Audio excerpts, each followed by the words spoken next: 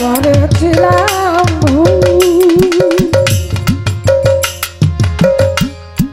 সারা জনম দিতে হবে সেই ভুলের মাসুল।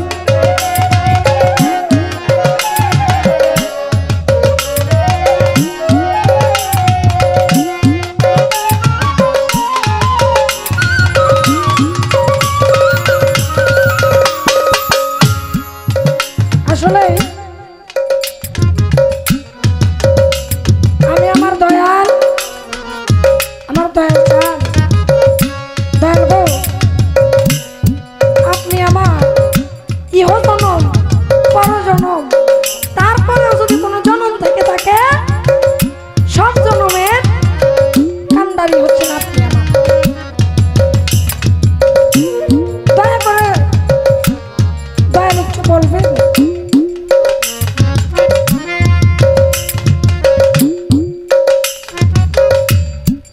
আমরা যে একজন পীর ধরি, একজন দয়ালকে ধরি,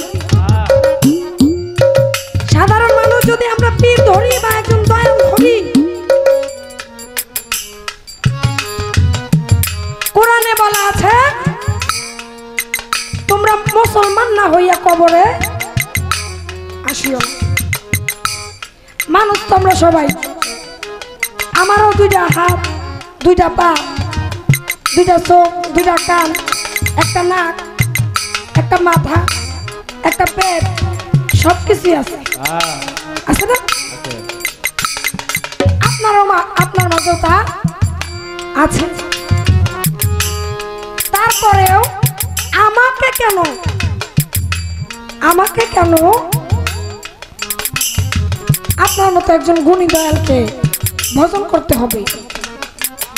আপনার মতো একজন গুণী দয়ালকে কেন ভজন করতে হবে? আপনিও মানুষ, আমিও মানুষ, মানুষ তো আমরা দুজনে, কি বল? তারপরেও কেন গুরু ধরতে হবে? হযরত মুহাম্মদ সাল্লাল্লাহু আলাইহি সাল্লামের আব্বা আম্মা ছিলেন হযরত আমেনা এবং আব্দুল্লাহ। ওনারাও কিন্তু বায়াত হন নাই, ওনারা বায়াত হওয়ার আগেই পর্দা নিয়ে গেছেন। বায়াত না হলে কি আল্লাহ পাক দুজকে দিয়ে দিব? বলেছে কি, আমি আল্লাহর নাম যে একবার নিয়েছে সেও জান্নাতবাসী। তাহলে দয়াল একটু বলবেন কেন আমাকে বায়াত হয়ে একজন গুরুর হাত ধইরা, তারপরে ইহ জনম পর জনম, তারপরেও যদি কোনো জনম থেকে থাকে, ওই সবগুলা জনম আমার দয়ালের হাত ধইরা তার হইতেই